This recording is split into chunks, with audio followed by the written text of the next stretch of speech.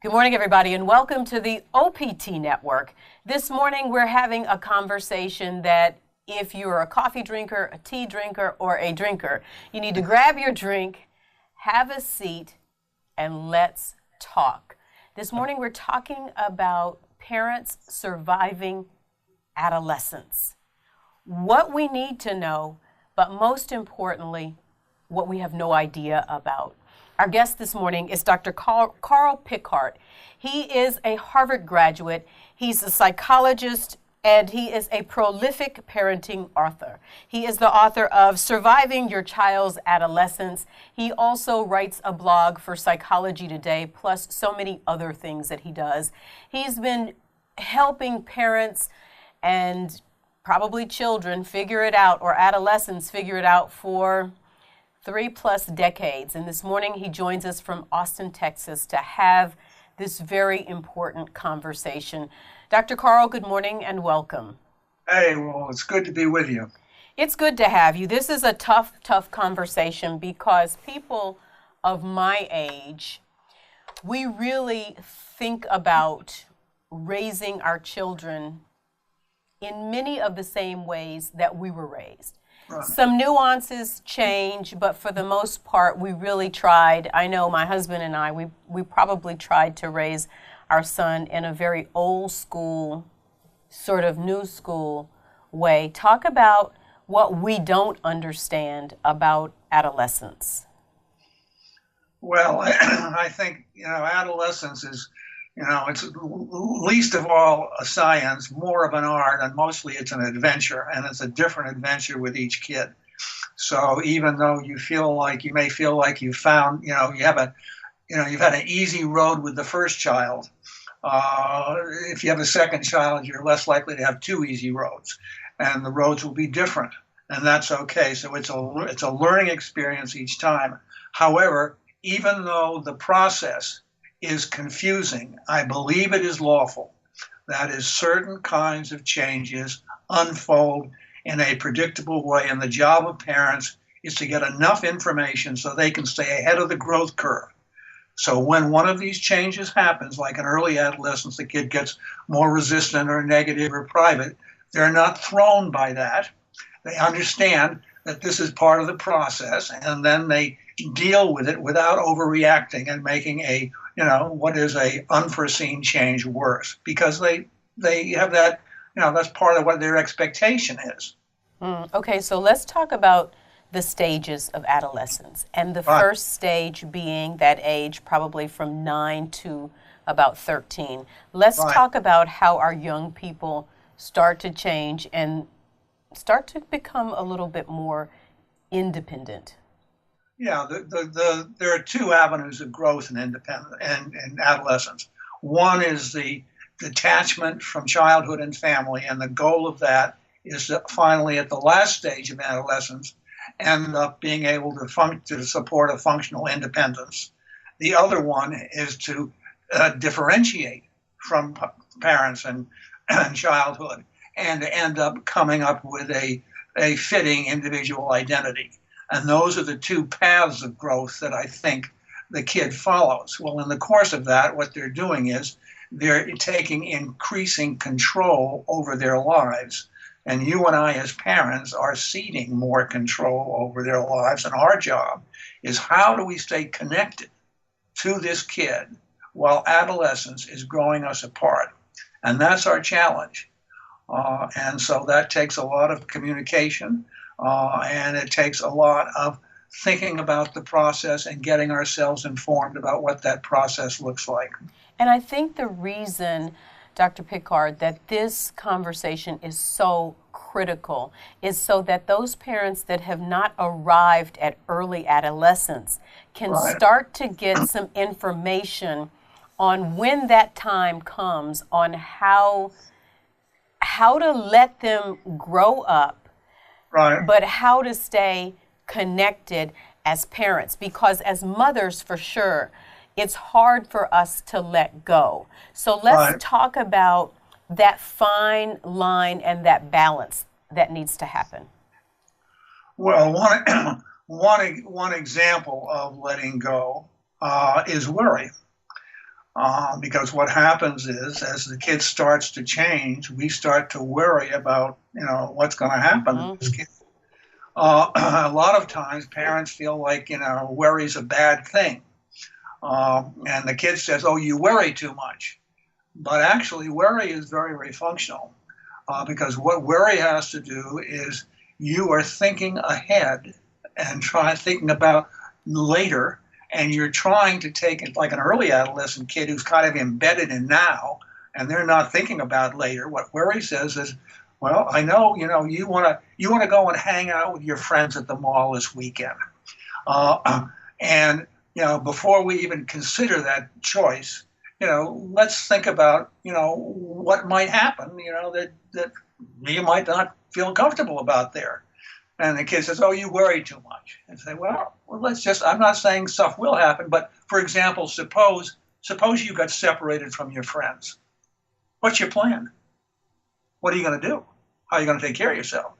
And what worry does is it asks the questions, what if, and just suppose, and it slows the kid down enough to realize that choices have consequences. And when you make a choice now, you have to take the time to think about the possible consequences later. And that is, that's predictive responsibility. Mm-hmm. And that's what parental worry teaches. And it's a process of letting go. It's part of the process of letting go. And it sounds like it's a process of teaching our kids how to think critically. And quite frankly, in this generation, I think we have coddled our kids so much that we have forgotten to let them come up with solutions, because we come up with the worry or the problem, right, and then we give them the solution. So I don't know if we're giving them the opportunity to become problem solvers. Well, but I think that's a great question. And then actually the answer is in your question. What we do is if we sit down with the kid and we say, I've got some ideas about, what you might do in this situation. But before I share my ideas, I'd like to hear what yours are. And so, that way, you have you create a joint helping presence, and that's what you want. Absolutely. And so for those parents that are trying to figure it out and trying to allow their kids to grow up, but don't really, at that age is when they start to stop communicating as much. And every parent that I know and that I have talked to is trying to figure out, how do you get them to communicate? Well, yeah, I guess one thing is that you have to be able to let the kid know that not communicating, although that is an option, that is their choice, it has consequences. So suppose the kid really shuts you down. Kid says, I'm not going to talk to you. I won't tell you about it. You say, well, that's okay. That's your choice. But you need to know something. When you decide not to communicate with me, you leave me in a state of ignorance. And let me tell you about how I manage ignorance. Not well. Because what happens is I start worrying about what might be going on, and then I start jumping to conclusions. For example, I may think this, you're not talking to me, maybe you're in some kind of trouble. And if you're in some kind of trouble, I think what I need to do is I need to really clamp down and reduce your freedom. Kids say, wait a minute, I'm not in any kind of trouble. You don't have to do that. I say, well, how would I know? Because your job as my teenager is to keep me adequately and accurately informed. And let me tell you, it's better to have an informed parent than a frightened parent. You will enjoy my company as an informed parent. You will not enjoy my company as an ignorant parent, because then I will be overreacting in inappropriate ways. Let me get a break here, Dr. Carl, but when we come back, I want to explore also other ages of adolescence and what parents can do. And before we leave the conversation, we want to talk about, of course, that last stage from 18 to 23 and what kind of conversations we need to be having with our young people. Very important conversation, very informative conversation. Stay on point. We're back right after this.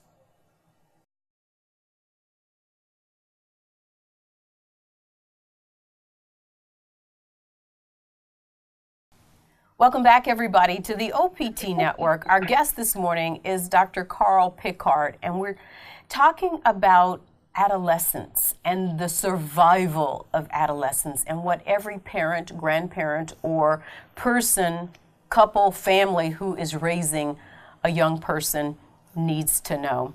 And so, Dr. Pickard, before we left, we were talking about the early stages and some things that we can say to our 9 to 13-year-olds. But we know that as they go from junior high school to high school, that the dynamic changes yet again when they have these, what they're calling friend groups or peer groups.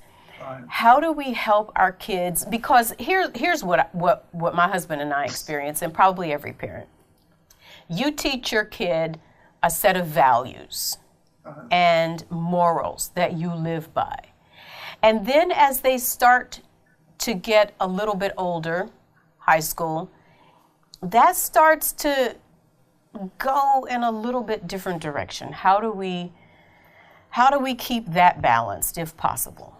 Well, it's more than keeping balance. You have to keep faith. And I think parents lose faith. You are setting a foundation when you let the kid know what are the values and beliefs that you think that young person should live by and that you live by. Now, what happens is when the kid starts detaching and differentiating, what happens is they start moving in a different direction. But then they may test those issues. But that doesn't mean that foundation is lost. In fact, what happens during the last stage of adolescence and then early adulthood is it's like the kid diamonds out in adolescence. So they move away from What does that mean, they diamond out? Well, they all of a sudden, if you take a look at the child is embedded in the parental platform. In adolescence, they start moving away from that. And then what happens is they, in early and mid and late adolescence, they start moving away. But then in the last stage and early adulthood, they start moving back and they start reclaiming that which was installed. And all of a sudden you find, the parent finds out, this kid is not so different after all. As a matter of fact, they ended up more similar to us than different. And in most cases, that is true. And people are not destined to go through agony with their adolescent. In fact, I think, the myth of the terrible teenager is largely mythological. In most cases, I think a third of the kids go through adolescence without much of a ripple. And then you get another third who tends to, bump against the structure a little bit. And then you get a final third who sometimes gets stuck. But in most cases, kids go through it fine and parents go through it fine, but not without some self-examination and not without, some experience of the kid testing the limits and trying themselves out. Mm-hmm. And what should that self-examination for parents look like? Well, I think the self-examination has to begin with the fact that the parents have to understand that they cannot control the adolescent. That's really important. Say that again. They cannot control the adolescent. What they can control, however, is themselves in relation to the adolescent. So parents tend to think the job is how do I manage the adolescent? No, that's the second job. First job is how do you manage yourself? Because you want to manage yourself in such a way that your communication and your caring constantly conveys. And sometimes parents will get so frightened or so frustrated that all of a sudden they'll start thinking with their feelings. And, emotions are very, very good informants, but they're lousy advisors. So all of a sudden what happens is, you're feeling frustrated or angry, and now you bypass judgment and you let the feelings of frustration or anger dictate your words or actions. And that is a self-management error on the part of the parents. They must maintain emotional sobriety as they go through this passage. Emotional sobriety. That's right. They need to be clear-headed and clear-sighted, and they need to be reasoned, and they need to be rational, and they need to take the time to keep themselves in a place where they can make sober and clear-headed judgments. And Dr. Pickard. That is easier said than done. Sometimes those kids will push you to the brink where you say, I know why parents become child abusers. You know, sometimes they will just push your buttons to the point where you just want to, you just want to choke them. Well, but then you have to say to yourself, I understand that my teenager cannot push my button without my permission. And I am responsible for those buttons. And I can decide, for example, suppose you get an anger-prone parent. Anger-prone parent tends to be high control, high judgmental, and takes things personally that are not personally meant. So they really pop off in a hurry. But don't we take, as parents, don't we take our children's behavior and actions personally, just by nature? Well, you have to be able, I mean, that's the detachment that needs to happen, that if we take this kid's, being negative towards us as meaning that there's something bad about us, then we've doubled up. We've made a hard situation worse. Just because the adolescent becomes more critical of us does not mean that there is now something really the matter with us. It just means that they are in a state and in a position where they see it differently than they did in childhood. And just like we lose our adoring and adorable child when that kid enters adolescence, that kid also has a loss. And the loss is they lose the idealized parent. And Wow. what they have to do is, Wait, let me stop you right there, Dr. Carl Pickard, because everybody is thinking, probably like what I'm thinking, wow, we lose them and the idea of them, but they also lose us in a way. They can't go home again. They cannot go home to that simpler, sheltered world again. That's gone. And they cannot have idealized parents again. And you and I need not to be an ideal parent. You never want to curse a kid with an ideal parent, because then because we are the model. See, we're the adult model, the primary adult model for the kid. So they look to be what do I look towards to being grown up? And I look to see my parents are functioning. Right. If I have perfect parents, what a curse that is. So I've got to bring them down to size. So I have to criticize them, and that's important because. And a lot of times, parents who understand this, they help the process along. They say, I made a heck of a mistake today. I'm not really very good at this. You're better at this than I am. And all of a sudden, you start equitizing the relationship, and the kid feels like, well, I'm not such a mess up after all because my parents can mess up too. That permission needs to be there. I mean, remember, the only way to be a perfect parent is to have a perfect child. And who wants to put a kid under that kind of pressure? Right. So as parents, maybe what we need to do and what we're seeing in my family is to start looking at ourselves and saying, hey, maybe this is where we missed the mark. We weren't perfect here, or we could have done things a little bit differently. Is that what you're saying? Yeah, but I mean, it's not just a question of saying, look, I'm just a human being.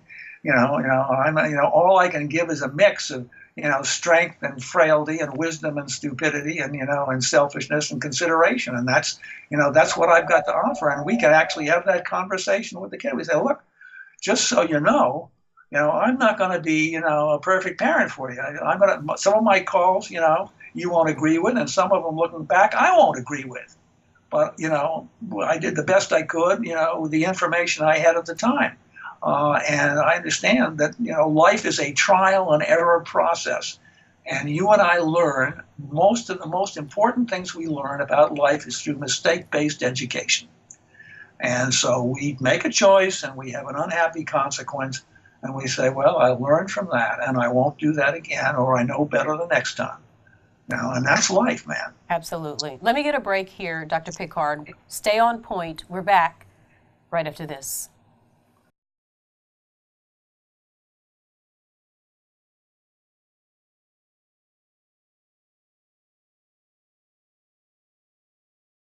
Welcome back, everybody, to the OPT Network. Our guest this morning is Dr. Carl Pickhardt. He is a psychologist with more than 3 decades of experience of dealing with and writing about adolescence. And what I love about this conversation, it is good common sense. And through this conversation, hopefully we will all learn a little bit more about our adolescent. Now, Dr. Pickhardt, we go through these stages, right, and you talked about a third of the kids will go through it fine, and then a third will, push against. But I really want to speak to those parents, that third, or I think probably even more, who are having those issues as their kids have maybe gotten to 12th grade or have gone on to college for the first year, and they are starting to make their own decisions, and their own decisions don't necessarily jive with what we had hoped. How do you help those parents to come out of, as you talk about, managing and become mentors? Well, with all the way up through the first 3 stages, all the way up through high school, you and I tend to be managerial parents. That is, we're providing supervision and structure for the kid. If we continue to do that in the last stage, 18 to 23, when they've started to move more out on their own, what happens is a lot of times the kid will push against us and push us away and even shut down. So we have to go from a vertical authority relationship to a horizontal mentoring relationship, where basically what we're saying is, look, I absolutely respect your right and responsibility to make your choices and deal with your consequences. And I would like you to respect that, I have, more years of life experience than you have. And I'm not saying I know, how you should live your life, but I am saying that I am here to share of that experience anytime you want. And I will do that without anger, disappointment, criticism, or anything, just to say that, I'm kind of like a second head on your shoulder. I'm a brain trust for you. And sometimes you're going to make choices, and you're going to get into some hard situations, and I want you to know you can always come to me at that point and say, look, I chose my way into this. How do I choose my way out? And I'll say, well, I don't exactly know. But, here's something you might think about. And, that reminds me of, I was, once in that kind of situation myself. And I remember it was really painful. And this is how I chose to deal with it at the time. And so the kid essentially sees the mentor as a supportive person. It's kind of what you described earlier when you talk about, I think it's one of the great values of coaching. For parents to have a coach, it's almost the same way, except it's more personal than that, because what you're doing is you're sharing as a parent out of your own life experience. Sometimes you'll get an 18-year-old come in, and you'll say, well, tell me about your parents. And the kid will look at you and say, well, I don't have much to tell you. And say, well, you've known them for 18 years. And then the kid essentially says, yeah, but all we ever talked about was me. Oh, what a loss. What a horrible loss. Because what we give our kids is who and how we are. And we want our life to be a source of information for our kid. What worked for us, what didn't work for us, what kinds of experiences we had, what kind of experiences we didn't have, what we had to learn later in life. All of that is terrific information for the kid. And the kid sees us as in a mentoring capacity that way. My parents can just tell me what it was like for them coming up, and I listen to that and I learn some things, and I learn about them and I learn about me.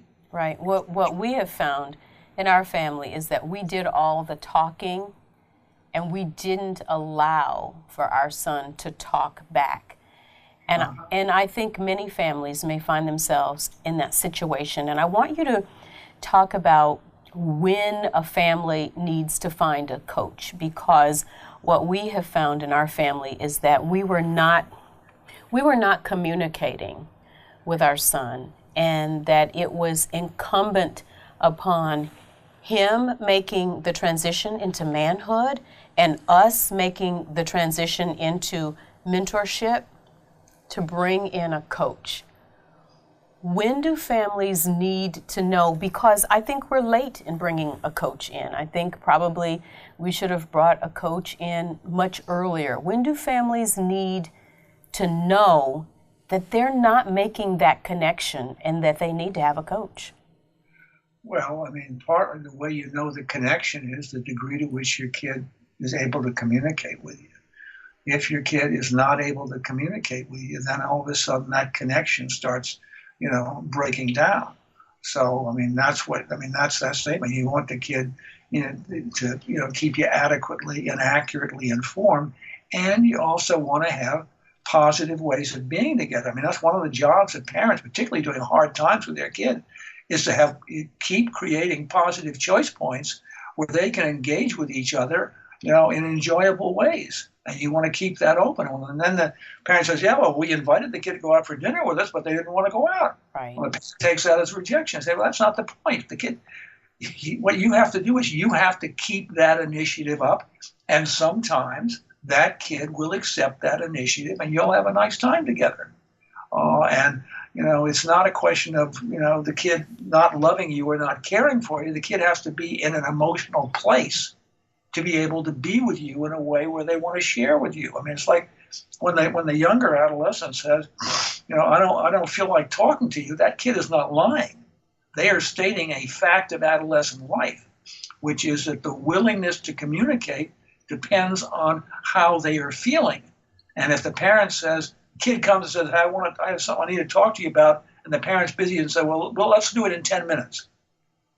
Opportunity lost, because that kid won't be in the same emotional place. You have got to be accessible. Anytime that kid wants to talk, you stop what you were doing and you say, please, I want to hear what you have to say. Absolutely. Because communication is very fragile. So how do you help parents get past the shame, maybe, if there is shame, of saying, we need some help? Well, I mean, why you would shame, I'm not sure why the only reason you might shame help is if you have some kind of standard that says that I have to be absolutely self-sufficient and I do not need anybody else. That's a pretty rough message to give to your kid, because then your kid gets that message and says, well, I'm going to be like my parents. I'm not going to seek help. I don't think that's a great model. I mean, we seek help when we feel that for whatever reason, we're having a hard time coping with some situation, and talking with somebody else, may help open up possibilities. And just like we do it for ourselves, I would hope that, for example, if you're going off to college, there's something called a counseling center. And those folks know chapter and verse, because their daily work is working with young people in the last stage of adolescence who were floundering around and feeling not that great about themselves a lot of the time. And so they can just go and talk to somebody who understands as a frame of reference. Right. But I think all of this, Dr. Carl, is a process, because, parents are going through a process and adolescents are going through a process, and many of us just do what we saw our parents do or what we saw the generation before do. And as my uncle would say, we haven't necessarily updated. So there are a lot of nuances to raising children that will go out and be all that they can be in the world, and conversations like this are what we all need to try to get on the right path if we've sort of missed it somewhere. Well, yeah, I mean that's part of the adventure of parenting. Is that our kid is a window to the world. They're a window to a new world, and our job, we're not trying to abandon our backgrounds, but we're also saying, based on my background, gosh, I look at your world, and this is how it's really different from what I've ever known. And what you're trying to do is you're trying to bridge differences with interest. So when the kid gets into something that seems foreign to you or unfamiliar or even threatening, you don't shut it down and say, I don't believe in that, I don't want to talk about that. He says, hey, can you help me understand? Can you show me how to do that? That's good. Like, the parents who never played video games. And they say, what's the point of playing video games? So they shut that down. See, with the child, the child wanted to do anything that was interesting to the parents, to be connected. It reverses in adolescence. Now the parent has to show interest in whatever interests the kids. And the kid, then they create an esteem-filling interaction because now the kid is the teacher and they're the student. And they get something to learn from this kid. So you want to be able to use your adolescent as an informant and to, say, you have a lot to teach me because this is not the world that I came up in. And anything you can do to help me understand it, I will really appreciate that. Absolutely. Well, I tell you one thing, we're out of time for now, Dr. Pickard, but this is what I'll say about this conversation. To be continued. Fantastic. I really enjoyed it. Hey, before you got to go, tell people how they can connect with you really, really quickly. Okay, the two ways. One is you can look up www.carlpickard.com, and that gets to my website. You can also look my books up on Amazon, and you can also go to Psychology Today, and I have a weekly blog that I've done for about 10 years on surviving your child's adolescence, and all those entries are available there. Thank you for your work, Dr. Pickard. You have been great. I really enjoyed it. It was fun. Indeed. Stay on point. We're back right after this.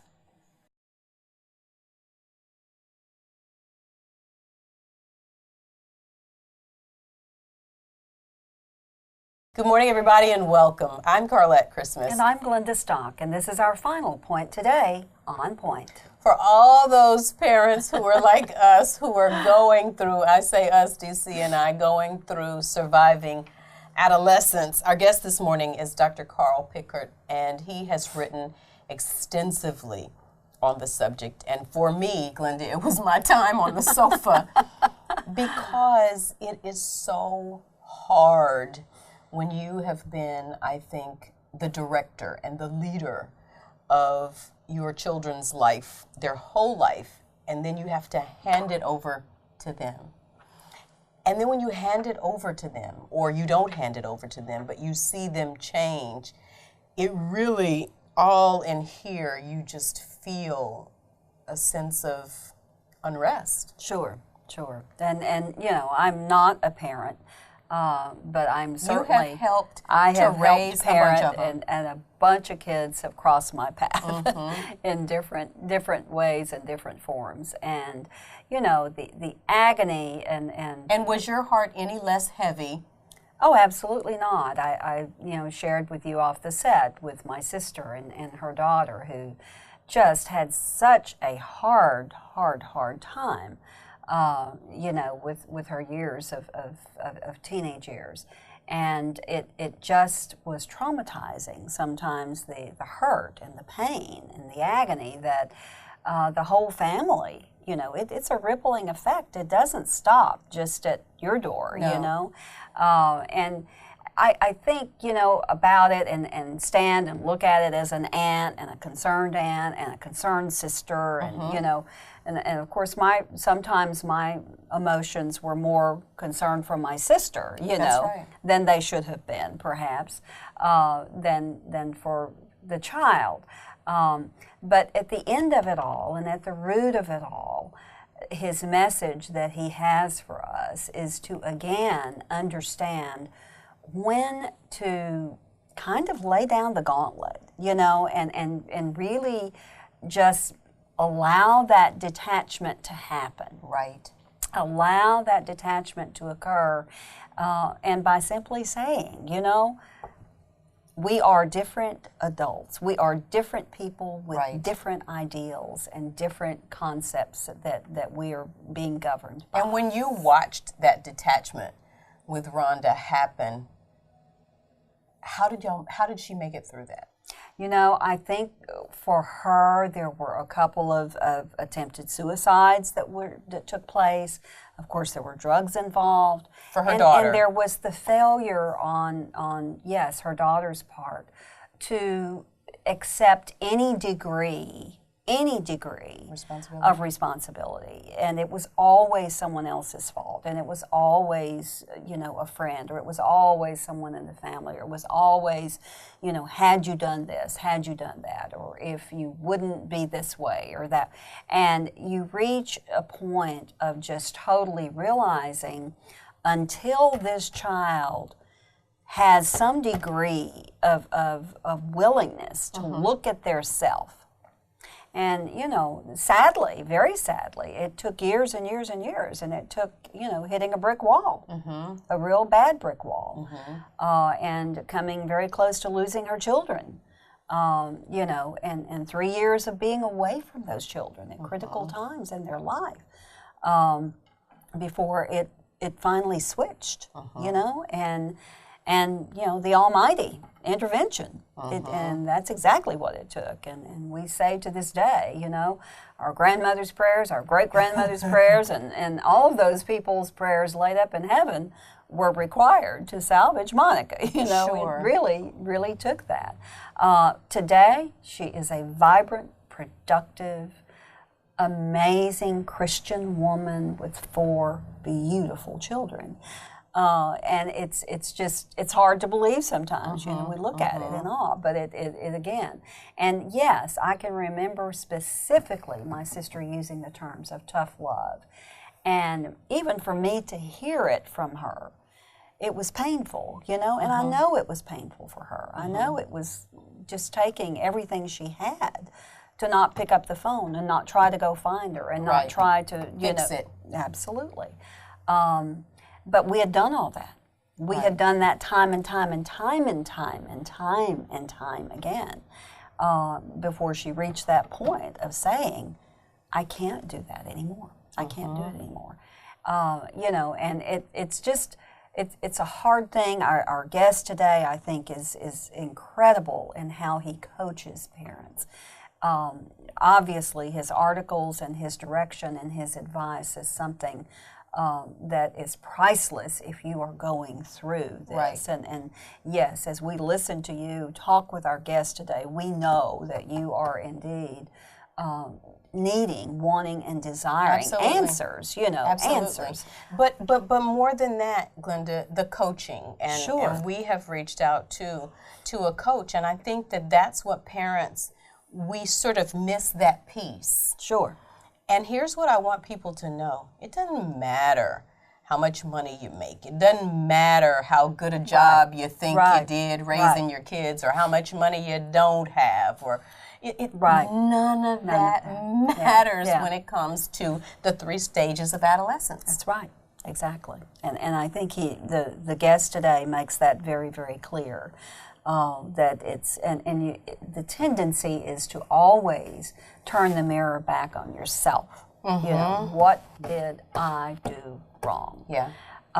When in reality, you're dealing with a different human being that just happens to be your child. Right. But it's a whole different little person that is growing into their own self. And just knowing how to take that journey and take that walk and let that go. And we did it. Sure. I mean, we did it, and we know now that it's a different time and a different era that we're raising kids in, and we can't do it just the way that our parents did. No. There are some nuances, and if you don't believe that, then we're going to continue to have these struggles. But I tell you what we're going to do. We're going to continue to have these conversations to help parents, help us all figure it out. But for now, we are out of time. I'm Carlette Christmas. And I'm Glenda Stock, and this has been our final point today on Point. Stay with us, everybody. We're back to wrap up right after this.